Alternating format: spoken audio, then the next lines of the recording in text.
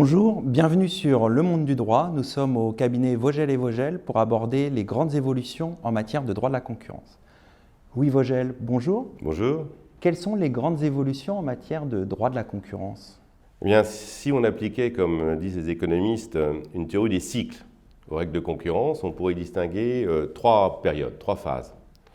Une première qui commence d'ailleurs dès le 19e siècle, dans laquelle l'objet du droit de la concurrence, c'est d'abord et avant tout de protéger les concurrents. C'est la concurrence déloyale, c'est le droit des pratiques restrictives en France. Deuxième phase, elles se superposent, ne se remplacent pas l'une l'autre. Deuxième phase, le droit de la concurrence comme droit de la protection de la concurrence et plus des concurrents. Là, c'est le droit des pratiques anticoncurrentielles, le droit des ententes, des abus de domination, de la concentration. Là, l'idée, ce n'est plus de réprimer des comportements en tant que tels, mais seulement dans la mesure où ils produisent un effet anticoncurrentiel sur le marché. Troisième phase, c'est celle vers laquelle nous allons aujourd'hui, c'est le droit de la concurrence comme droit de la régulation du marché lui-même. Quelle est la différence par rapport à la seconde? Eh bien, dans la troisième, on ne cherche plus, on ne s'intéresse plus au comportement en tant que tel, on fait une économie de procédure, on ne cherche pas à démontrer qu'il y a un comportement restrictif sur le marché, un comportement anticoncurrentiel, on vérifie si le marché lui-même fonctionne ou dysfonctionne. Qu'entendez-vous justement par l'évolution du droit de la concurrence vers une régulation du marché lui-même?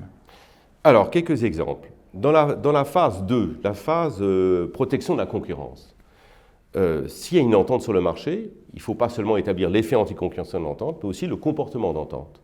S'il y a un abus de position dominante sur le marché, il ne suffit pas d'établir la position dominante, il faut aussi établir l'abus. S'il y a une concentration sur le marché, il faut établir l'existence d'une véritable opération de concentration.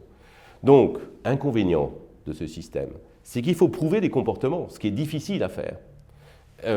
Avantage de ce système, c'est que si vous demandez à une autorité de contrôle d'établir un comportement, ça veut dire que l'entreprise peut échapper à la sanction si elle n'adopte pas tel comportement.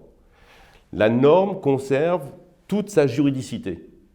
On peut échapper à la sanction. Ce n'est pas parce qu'on se trouve sur tel ou tel marché qu'on va être sanctionné. C'est parce qu'on aura adopté tel ou tel comportement, qu'on peut donc ne pas adopter.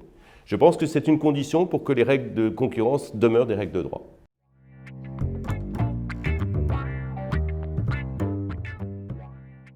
Joseph Vogel, bonjour. Bonjour. Vous êtes critique par rapport à cette évolution du marché. Pourquoi? Alors nous sommes critiques à l'égard de l'injonction structurelle et des avis de marché. Tout d'abord, l'injonction structurelle, normalement dans un état de droit, les entreprises doivent connaître au préalable, de façon très précise, les conditions de toute prohibition. D'ailleurs, la jurisprudence va en ce sens. Ce n'est pas parce qu'on a une position dominante que l'on commet une infraction. Il faut un abus avéré de la position dominante. Avec l'injonction structurelle, on va beaucoup plus loin.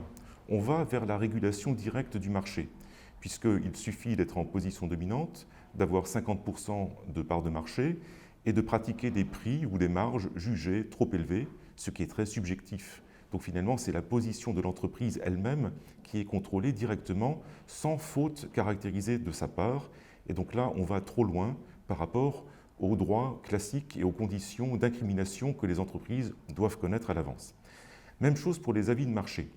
Les avis de marché, très souvent, mettent en cause la position d'une entreprise sur un marché ou la position d'un secteur. Or, ces entreprises, ce secteur, ont très peu de possibilités de se défendre. Le contradictoire est très peu assuré.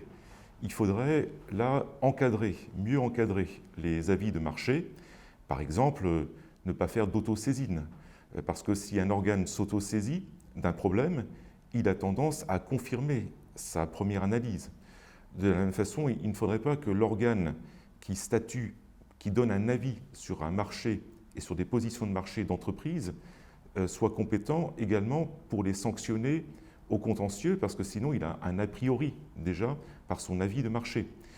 Il faudrait également que le contradictoire soit mieux assuré, qu'on puisse à tout moment discuter ce que l'autorité instruit. Et il faudrait également de vrais recours contre ces avis de marché, car pour l'instant, on dit que ce sont des avis qui ne font pas grief, donc il n'y a pas de recours, alors que les droits des entreprises sont affectés. Sur les deux points, injonction structurelle et avis de marché, nous pensons en tout état de cause qu'il faudrait restaurer une dimension juridique plus importante Donc ne pas instaurer d'injonction structurelle et mieux encadrer les avis de marché. Merci.